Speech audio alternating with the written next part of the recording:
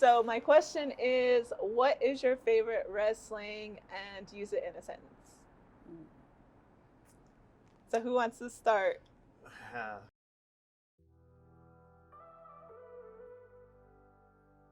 Welcome back to Response Roundtable Season 3. Today we bring you Melody at ITCA with Tribal Leadership. Hey everybody, welcome. We are doing the season premiere for our Season 3 Response Roundtable. So we have some great guests here with us today, and I'm actually going to have them introduce themselves. So I'm going to start to my left, and we'll just go around. So go for it. Good morning. My name's Shan Lewis. I'm the Vice Chairman of the Fort Mojave Indian Tribe. Our tribe's located up in where all 3 states of California, Arizona, and Nevada meet. I've been the Vice Chairman for about 18 years now, and also the President of Intertribal Association of Arizona. 18 years? Something like that. I lose count, but I think I got it like 2001, 2002. I gotta remember the exact date now, but it's been a while. Now I feel old. Okay, moving on.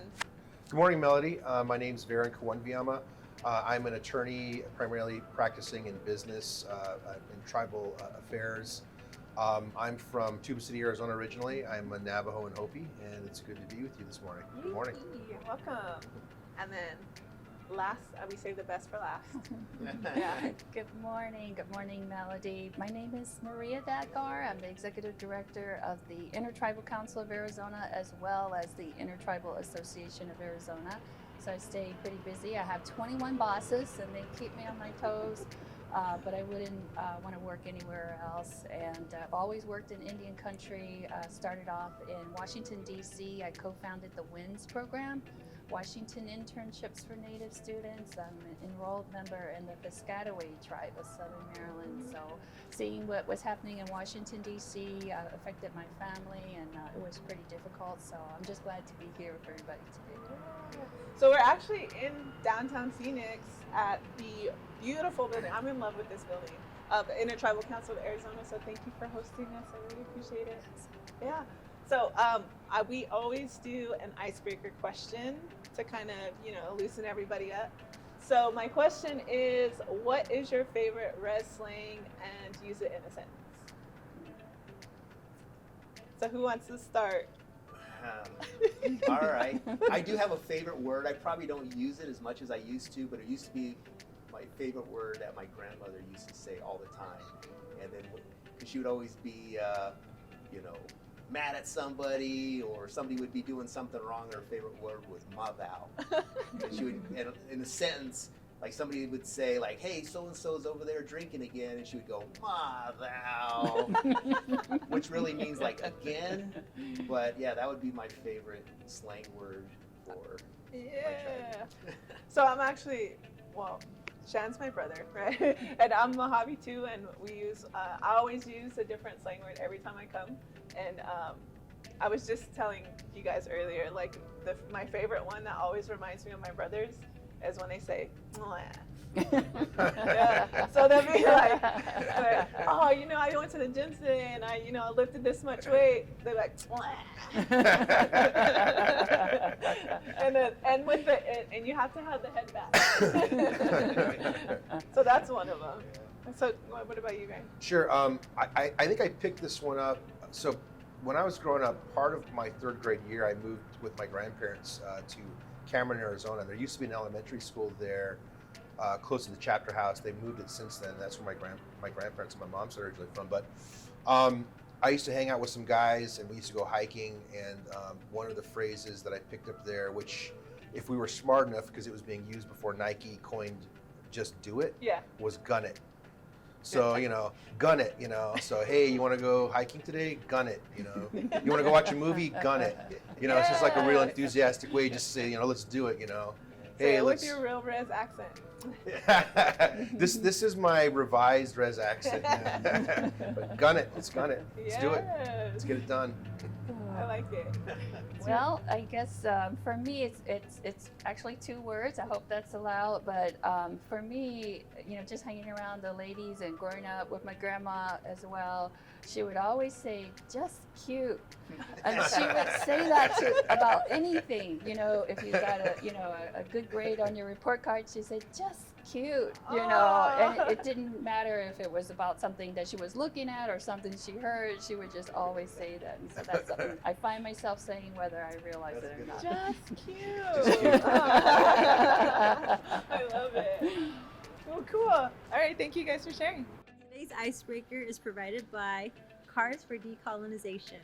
So it's like kind of apples to apples or Cards Against Humanity, where everybody has answer cards and then there's question cards. So one person draws a question card and then the other people choose which answer they think will be best. So it could be funny, it could be really res, it could be rugged, it could be like really inappropriate. A Resi call and response game Or response. made for natives in the U.S. They also make card games and other resources for Indigenous languages and histories. If you've been struggling to learn your language or want an Indigenous perspective on history, Native teaching aids may be able to help. So let's jump into it. So the topic that we chose to discuss today is on leadership, in particular tribal leadership, and we just want to talk about like everything, right? All these different facets, kind of like why you got into the work that you're doing and kind of how your guys' paths intersect. So my first question that I have is, what does Indigenous leadership mean to you? Well, I'll just jump in. Yeah. Having 21 bosses, you have to get used to jumping in. Yeah. But for me, first of all, got into this kind of work just following in the footsteps of my mom and dad, my grandparents, my older sisters and brothers. I'm the youngest of 6 kids. And so I just kind of naturally went into working with communities and community work. And that leadership, that the way I was taught, it really comes from behind the scenes, where you're not trying to put yourself out there to be noticed or call on me first or anything like that. That person that gets chosen as a leader is usually that one who's standing in the back, just making sure everybody else is being taken care of first. And they have more of a holistic approach. Their thoughts aren't just about that themselves or that one moment in time. Their thoughts about, today, tomorrow, years in the future, and they also have no problem looking at the past and learning from things that happened in the past and using that in making decisions today. So that's kind of where I come from. I like that when you're talking about looking at generations behind you and in front of you, like that's a natural thing that us natives do, right?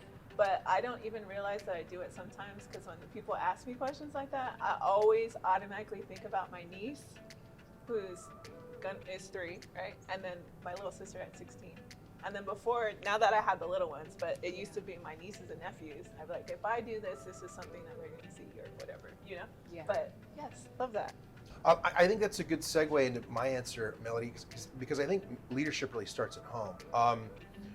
As an example, and this is just from what I learned, growing up on Hopi, we have Hmong, we have village chiefs, and before that, and still to this day, some villages have a village chief and they have a spokesperson, and the village chiefs were really meant to handle internal affairs of the villages.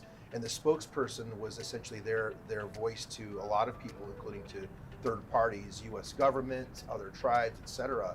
And I think that that's morphed into something different today, because our leadership, they have to wear different hats. They have to understand the culture and language of their own people and the customs of their own tribes. But on the other hand, they've got to have some education to go along with that is outside of their community, and try to blend those things.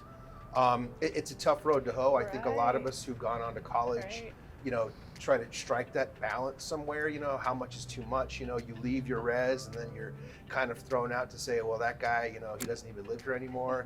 Then you go back to help and it's like it's not wanted, or When you're there, they encourage you to go and get your education, right? So it's kind of a tough road to hoe, especially for a young person. Yeah, you know.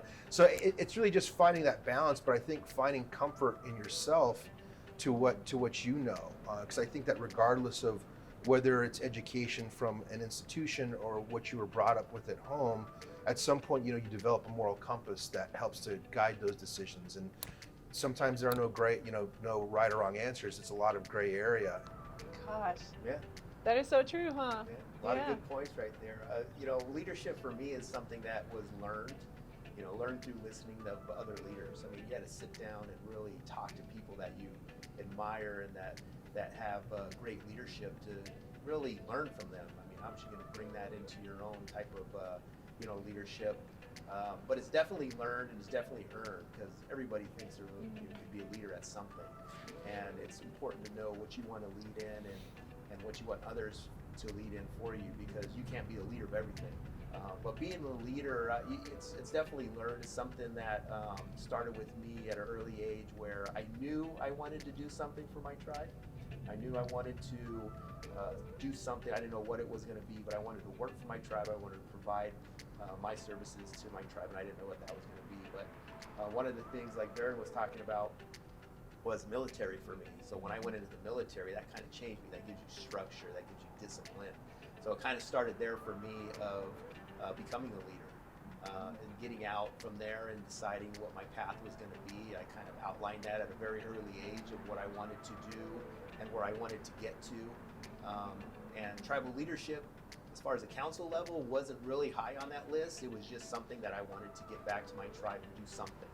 You guys bring up such great points. Like, I'm getting, as you're talking, just because you're my brother and I know where we grew up from and kind of the examples we've seen growing up, right? And I resonate with every single thing that you guys said, right? Generation to generation, and you talked about it in the home, and we talked about like the things that we have inside us that kind of build like being humble and kind of like all that stuff. But segue off of that, it's like, what does it take to be a leader? Because it's not necessarily a role or a position, right? There's something that we have that kind of drives us. Yeah, there's a lot of things that go along with, to me anyways, of that path of being successful. Your success shows in your tribe itself, right? How well is your tribe doing? What services are you able to provide to your tribe? Every tribe's different. There's a lot of things that you learn throughout the way that, you know, work and don't work. Mm-hmm. So, you know, you do want to be humble, but you do want to be informative. So there's a lot of different things that you could do to inform yourself of, you know, what's going on even in the outside world, dealing with different things like the pandemic, like that's going on right now. Do you guys don't have anything to add? Yeah. So, you know, I think for me, you know, I think 30 years ago or 20 years ago, or even, you know, even shorter than that, I couldn't have predicted that I would be doing what I'm doing today and be lucky to do what I do. Yeah. You know, I look at my job as a blessing, because not only does it provide food on my table, but it helps me to help my clients and help, you know, tribes make tough decisions. Mm-hmm. But if I was going back, you know, 15, 20, 30, 40 years ago, and I'll stop there because I won't tell you how old I am, you know, there's one thing you can do, because even if you don't know where your future is headed, and I think that it's one thing that we were probably all taught by our elders or other leaders, and that's, you know, maintaining your integrity. You know, that's something that you can never lose. It's, you know, if you're in high school and you're working at the McDonald's, you know, making a minimum wage, well, treat that job like that's the best job you ever had. If you do that your whole life, you're going to get to where you're supposed to be. If I could just add on that, that sense of integrity. I read once that your personal integrity really becomes the integrity of the organization or the company that you work for, or in this case, the tribe that you work for. And so you do have to be careful about your image. You have to be careful in that you have to be considerate of all kinds of feelings and different tribes and different situations. And you have to be very considerate. And I find that working with the tribal leaders and working for the tribes, And my entire career, and I don't want to go back how far, but my entire career, I've always worked for tribes, either on a national level or a regional level or here on state level. I've always worked for tribes. And that is where I get my energy and my feeling of, pride and my feeling of wanting to wake up and go to work every day. I literally look forward to coming to work every single day. It's the respect that tribes have for one another and that willingness to work shoulder to shoulder. And we've had some very difficult conversations here at the Intertribal Council of Arizona. The tribal leaders meet just behind that wall, once a month or so. And we decided that this will be the place where we have those very difficult conversations and talk about things that we might not agree on. But you'll see tribal leaders eating off of each other's plate right after they have a heated discussion. Yeah. So I know we're always going to be willing to work together and have that courage to say what's on our mind and also have that conversation to work through it and decide, maybe we can't see eye to eye on this, but it's not going to break our relationship. When you guys are talking, I'm thinking about the generations that are coming up, right? And thinking about, like, why is this so important for them to know? Like, what advice can we give them? Considering, one, that we're in a pandemic, considering, two, that we have a lot of social issues that are happening, mental wellness that's happening. What is something that we could share with them or tell them or say to them that will, like, plant a seed for them to be like, okay, like, it's okay if you've had this type of background, it's okay to change and move into this different trajectory because we need you. Like, we need you to fight for some of these issues that are coming up to the forefront. Like, we're not going to always be here, right? So what are things that we could speak to or say to you, particularly to young ladies, but the men too? Like, I think that's a big topic because our show is mostly women.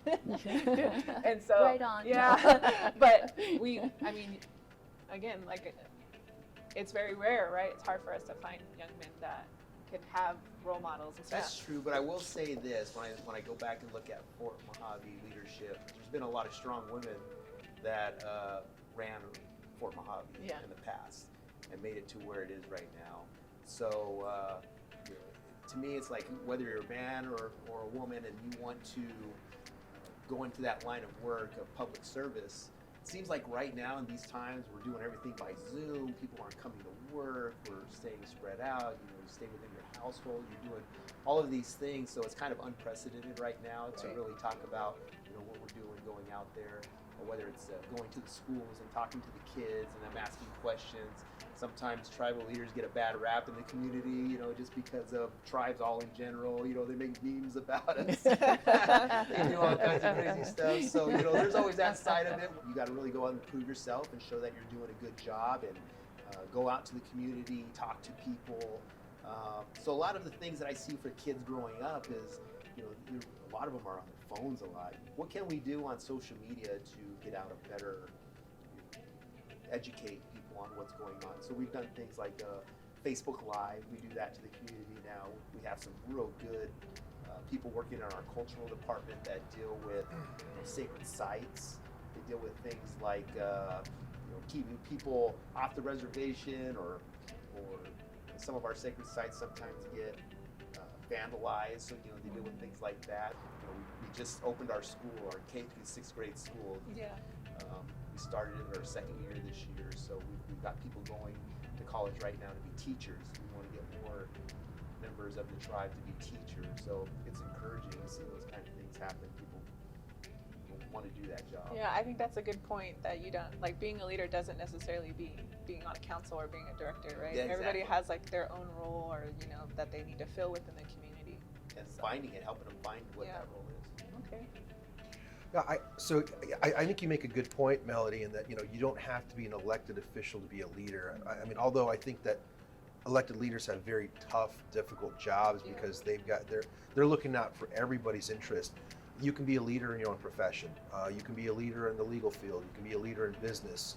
You can be a leader in the civil engineering area of your practice. Whatever it is, I think what's probably important, for younger people is to find a passion, find something that you like to do. And sometimes that takes a while. Sometimes you don't know what that is. I think we all probably figure out what drives us early on. It's all the stuff that we saw growing up, the good and the bad, right? Questions about, why it is we live in a certain way, or why the poverty rates are the way that they are. All of these things, right? Those things, if you can take and harness all of that and focus that into something that you can actually learn from, you'll find what your passion is, whatever it is. And it doesn't have to be elected leadership. It doesn't have to be a lawyer. What's important is find out what it is you want to do first and stay focused to that. Read as much as you can, learn as much as you can, do things that are uncomfortable. When I was in college, I took an intro to Judaism class, and I didn't know a single Jewish person at the time. And that was my way, I think, of trying to break out from what I knew to learn about something else. And even though I didn't know that I was doing it at the time, I think the thing that it helped me to do is gain some perspective. Because I think at the end of the day, with all this divisiveness that we have in the country, there's too much divisiveness. Our media is structured that way. People have those kind of conversations. But I think if you just sit down and have coffee with somebody, like we are today, you can actually learn a lot about people and realize that maybe you're not that far apart. And so, but doing that requires you to come out of your comfort zone. It requires you to do something. And that can be uncomfortable, but at the end of the day, you're going to benefit from it. I actually love that. I'm over here like, yes, because the 2 points, right? I think me growing up, and I'm sure you guys all been in situations, this whole YouTube was something for me outside my comfort zone, right? Outside of like, I don't want to do that. I want to be in front of the camera. Like, I'm scared, or, but that's okay to be scared, and you should just do it, right? I'm nervous now. Yeah. Getting outside of your comfort zone, right? Yeah. Challenging yourself and taking opportunities. I think that was something, that's so true. Because after a while, it's like, then it just becomes normal after that. It's just like, it's another thing. And then another thing that kind of was like, yes to, was gaining perspective. Yes. I really love that, because you're exactly right. Like, you're just, most of the time we just assume things because we've seen whatever on social media, right? We all do it. Yeah. It's normal. It's right? natural. So it's a normal thing to do. So if I can just talk a little bit about how things were for me when I started working in Washington, D.C. I grew up in Southern Maryland, but we never went to D.C. We never went to the city. And so it was a challenge for me just to learn how to drive, how to use the metro. All of those things were pretty intimidating, but I figured I was going to have to learn how to do that so that I could bring all of these Native kids from across the United States to Washington, D.C. for the summer. And so slowly, I just went out there, like you said, and pushed myself beyond my comfort zone. And before you know it, I could drive day, night, anywhere, just name an address and I could tell you how to get there. Of course, I forgot all of that now. But just because DC is the type of place it is, that's where so many of our resources are as tribes. We have to go there for funding. We have to go there to get laws changed so that they would better benefit our tribes. And that's a big part of what tribal leaders do, and that's a big part of what I do here at the Intertribal Council. We work to support our tribal leaders so that they can have the information they need to make the best and highest decision that they can possibly make on behalf of their communities. So I say, if you have a chance to go and intern in Washington, D.C. and have that experience, it will really open your eyes and give you a different perspective and give you that discipline of living on your own and taking care of yourself and learning how to handle yourself in all kinds of situations. But when I started working there, because it's DC, I would go to a meeting, my goodness, there's the Vice President of the United States sitting in the room. I mean, it was overwhelming. There's the First Ladies in this meeting. I'm sitting at a round table, and I'd be there with other Indian ladies. And one of the things that we might do would be a little emotional, a little intimidated. And when we go around the round table, we couldn't even speak. We would just start to cry. We were just like in awe of where we were. We were intimidated. We didn't feel that we had the education or the words. And so one after the other, we would just cry and what did she say or what he said, not really kind of express ourselves. And I was kind of getting mad at myself. And I remember coming home from DC and stopping at a bookstore just to kind of unwind. And I went through the self-help section and I found this book, and it was just kind of, helping you build your own courage and that kind of thing. And I was reading through it, and I came to this one quote where it said, "It's not how much you know, it's how much you care." And you can have a PhD in caring, and that's okay. That gives you the right to speak to anybody on anything when you care that deeply about something. And I knew I cared about tribes and what we needed to have done in DC. And so after that, you couldn't stop me from talking. And anytime I feel intimidated now, I just remind myself, well, you have a PhD in caring. So, but it's those kind of things that you can use as a crutch at first, but then it becomes your everyday habit and your way of giving you the strength to even speak at a moment like this, which is nerve-wracking. Yeah. Thanks a lot, Melody. I'll probably get teary-eyed just talking about it, but when Deb Holland was accepting her appointee, and she got like emotional, and I was like, ah. Yeah. But that's what I immediately thought of, right? Was like, how do you guys deal with that? Like, how do you deal with? I mean, you kind of touched a little bit on it, but how important is it? How do you deal with like representing your community and representing, your tribe, representing all tribes across the nation? Because I can just kind of feel like what Deb's going through, like she's my friend, like what Deb's doing, what Deb Holland's going through. Yeah. And I mean, what advice or what do you guys want to speak on that part? I get nervous anything. Like, yeah, you're right. You could be nervous right now. You try not to show it, right? We're just sitting there talking. Got no audience, just a couple cameras on us. But I've been representing ITAA for about 10 years now as their president. So talk about getting thrown into the fire in Washington, D.C. I think one of the first things they said is like, can you go to Washington, D.C. and speak out in this panel about, we were talking about sacred sites. It's something that's going on right now with San Carlos, of they're protecting their sacred sites from mining. And so that started probably about 10 years ago. The first thing they're like, can you go to D.C. and speak at this panel? And I'm like, wow, what's that going to be like? What's that? So I got there, and it was on the Senate side, and it was a packed room with cameras and people sitting on the ground pointing their camera, just like you see on C-SPAN or the news when they have these big congressional meetings. So you get there and you're in this room. They say you got 5 minutes to speak, and there's going to be a light that goes on and goes off, and they got all these cameras. And I've never done anything like that in my life, so just kind of getting thrown into that. I mean, talk about shaking. I didn't even know you did that. That's really cool. Yeah. And so there was two senators that spoke before me, and they were basically for the mining company as opposed to the reason we were there. So they were there pounding their hand on. If I told you who it was, you wouldn't believe me. But they were pounding their hand on the desk, and they say, "This has to be passed. This needs to happen." And there I am standing next to saying why it shouldn't happen. Yeah.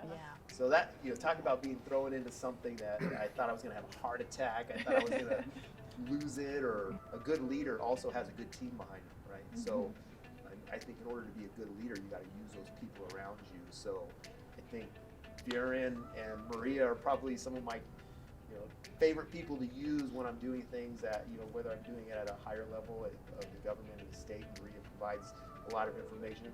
In this building, she has nothing but staff that do different things that provide her information. Yes. So you got to really utilize those people around you. You can't do it all on your own. You're not an expert in everything. You're not a leader in everything. So it's important to utilize those people around you to get to where you need to get, and obviously praise them as you go along and keep them. Give them credit where credit's due. Give credit where credit's due. Exactly. But yeah, Vice Chairman makes a good point, and I think part of it is taking advantage of opportunities, right? Yeah.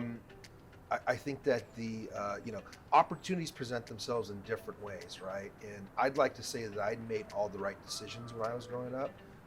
I think part of learning is making a lot of bad decisions. Mm-hmm. Listening to advice, and I've gone back in my life and said, gosh, I wish I would have listened to my father, or I wish I would have listened to my grandfather. Yeah. But that's going to happen. That's part of the process. But I think kind of, to Maria's point, you have to be confident in yourself. When I started law school, the thing about law school and being a lawyer is that sometimes there is no right answer. Growing up, you do a math problem, and you do the problem, and there's an answer, right. and there's confidence in that, because you can get a 99% on a test and Absolutely. say, I got all the answers right. Well, when I got into law school, it was very, it was challenging because I would sit in these group study sessions and everybody was coming up with different stuff. And I felt like I was the guy who didn't have the answer. And I thought, what do these guys know that I don't know? But what I learned is that there's value in that. There's value in perspective. There's value in what you have to say in your message, regardless of how much you think you do or you don't know. That's motivated by things by caring. Express your opinion, express your view. Know that you may be wrong, or know that you may change that.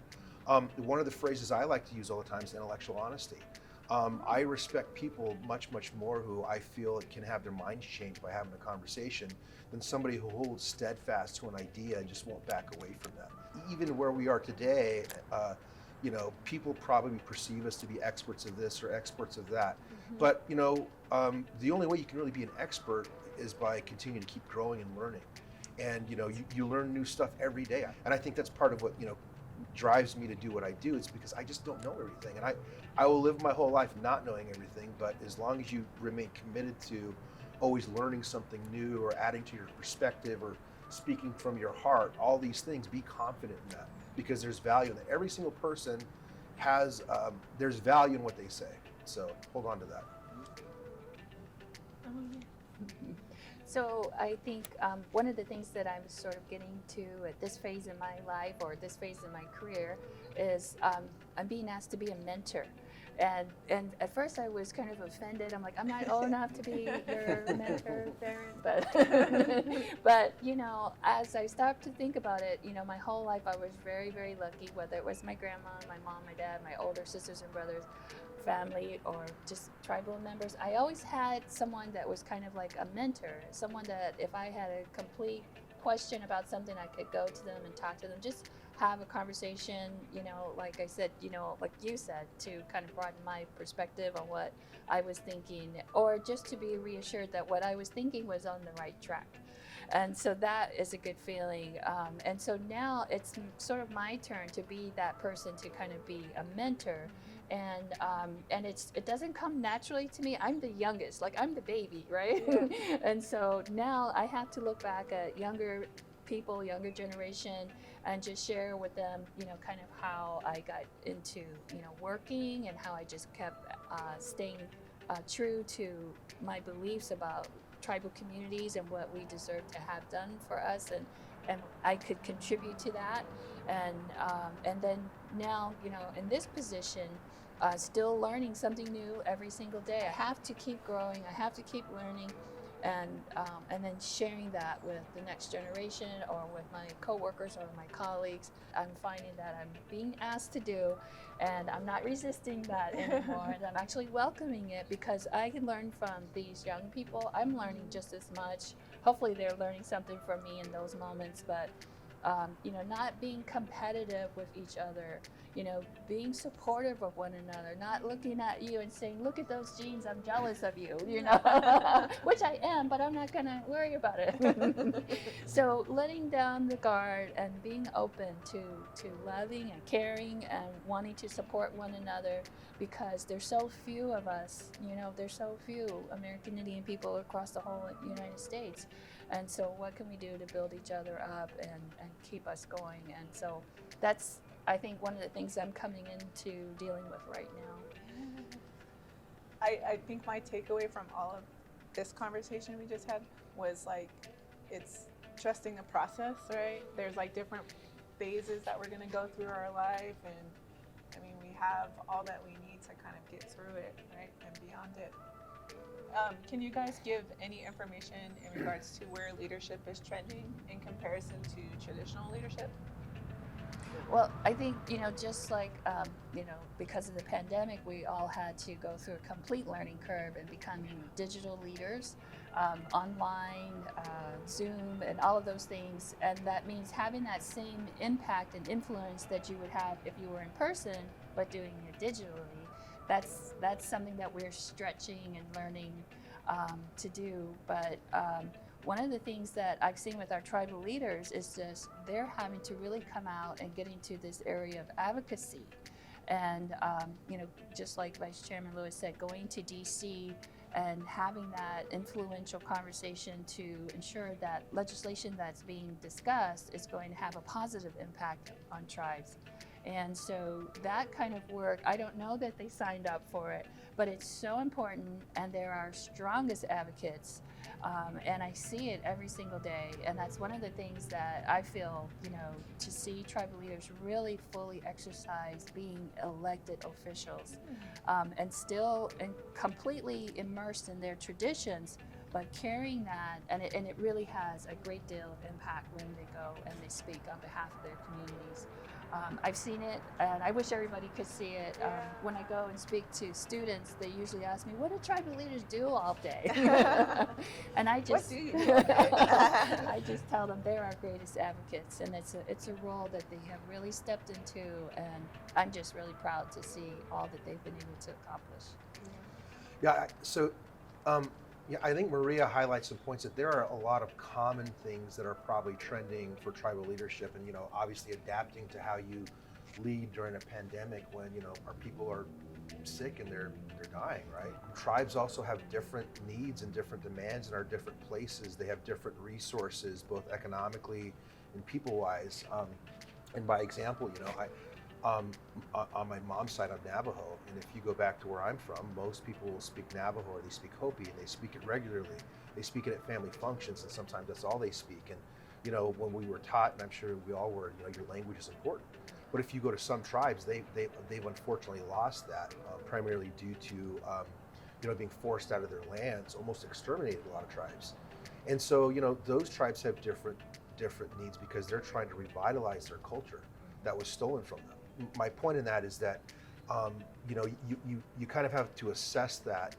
Young people have kind of to assess that, what that means to them. I tell people, when I grew up in Tuba City, I'd never even been to the other side of our reservation, to Ganado or Window-Rock, until I was in high school and we played sports, right? So that was my world, right? And it's still my world. But what I didn't realize until I got into a group like ACES, for example, is that there are so many other kids out there from other tribes who are just like me, who had different experiences. And so, I think you have to go out and look at those other resources and draw strength from that. We do that locally with our tribes in Arizona, but also regionally and nationally. We look at what Fort Mojave or what the Gila River Indian community, whose land we are on today, how they do things.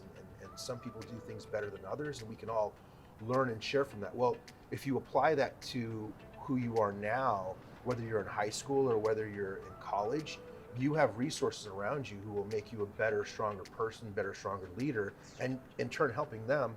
Maria pointed out this comment on mentorship. You can be a mentor in your own family. You can be a 5-year-old mentor to your 3-year-old sibling, right?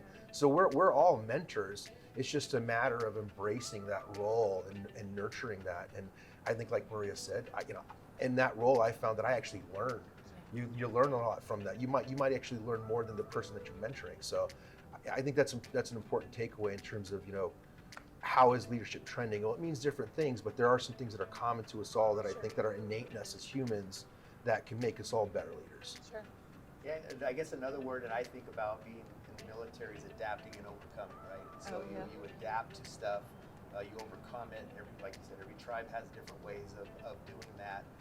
But you do got to embrace what you've learned from your elders. Right. You got to embrace things like your traditional rites and rituals and different things that your tribe does. One of the things that we did, we started to lose our language. Less and less people were speaking our language. We live in an area that's, we're not isolated to just being on the reservation. Everything we do is basically off the reservation. So how do we revise that? Well, we decided that we were going to educate our own children, so we decided to build a school. So we built a school, and through that school, we started a language program. So school's only been open a year, but if you listen to some of these kids speak the Mojave language, you're blown away. Yeah. They sing songs in it. They speak sentences. They talk to each other.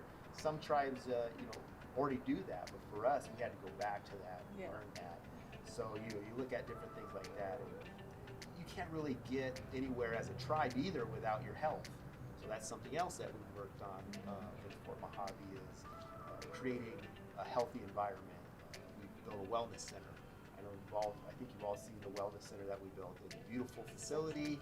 So you got to think about the health. You got to think about the education.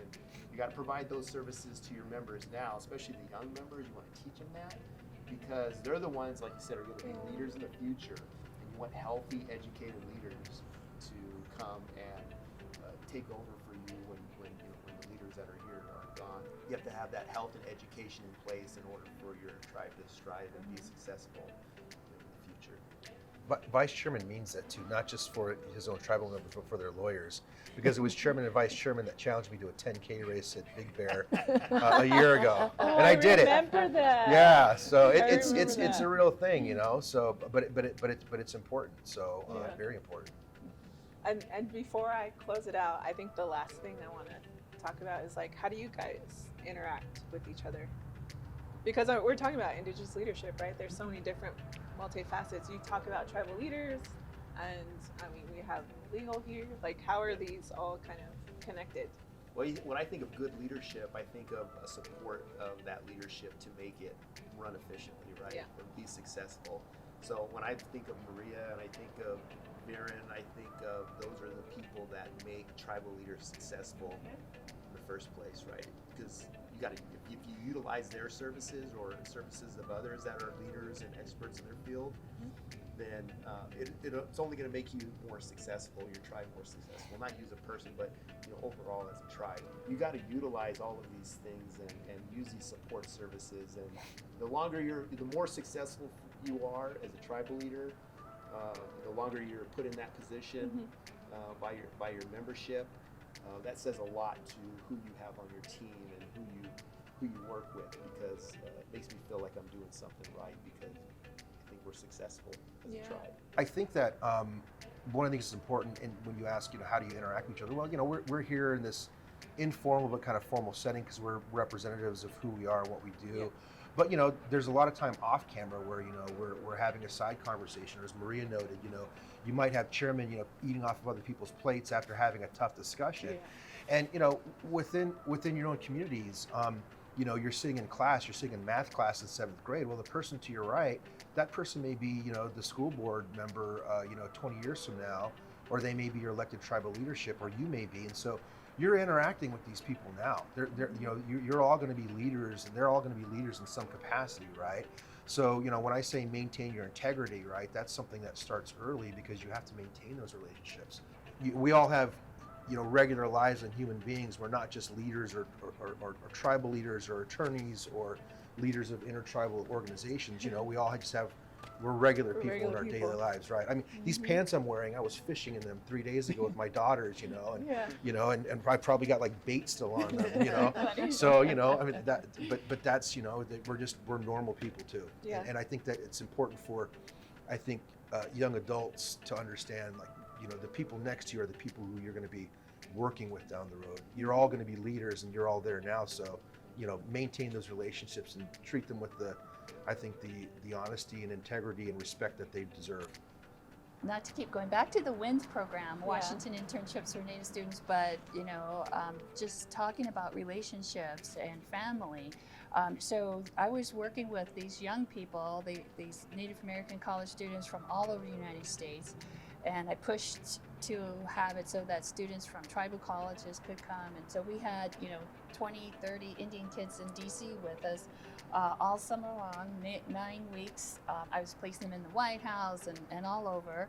And but I thought at the end of the summer, the students would go home and that would be it. I'd cry and they'd go home and they'd cry and that'd be it. Well, 25 years later, I still know them. They're still a part of my life, my everyday life. And, that was something I wasn't expecting. But when you work with young people and you work with elementary school kids, you build a new school in your community, those kids are going to be a part of your life for the rest of your life. And so now I get to interact with tribal leaders that were former students or tribal judges, or the director of the Phoenix Indian Medical Center is one of my former WINS interns. And so it's just this great family feeling. We're all professionals. We hope you know, that we're conducting ourselves professionally, but at the end of the day, we're friends and family, and we have those connections. And I think that is our uniqueness and our secret power almost, you know, because I know your dad, I know your uncle, I know your mom. I literally do, That's you so know. funny. Yeah. And so Yeah. it's like I felt like I already knew you guys before I ever met you because I heard so much about all of you, you know. And I was in Likewise. DC, honestly, you know. So though I think that's our secret power as Indian people, that, you know, we can utilize that and rely on that because it gives us that trust, that instantaneous almost trust that we know we can have, and we know that we have each other's back at the end of the day. So Drop the mic. We'll have to end on that because that is very true. I mean, this conversation was every time we have these talks, I'm like more empowered. I appreciate everything that you guys do for me, for my brother, for our communities. Like, I'm always so grateful. So thank you guys for joining us. I really love this conversation. I can't wait to share it. So thank you. All right. Thank you, Melody. Thank you, Melody. Be sure to like, subscribe, and share this video. And stay tuned for more videos to come. Thank you for watching.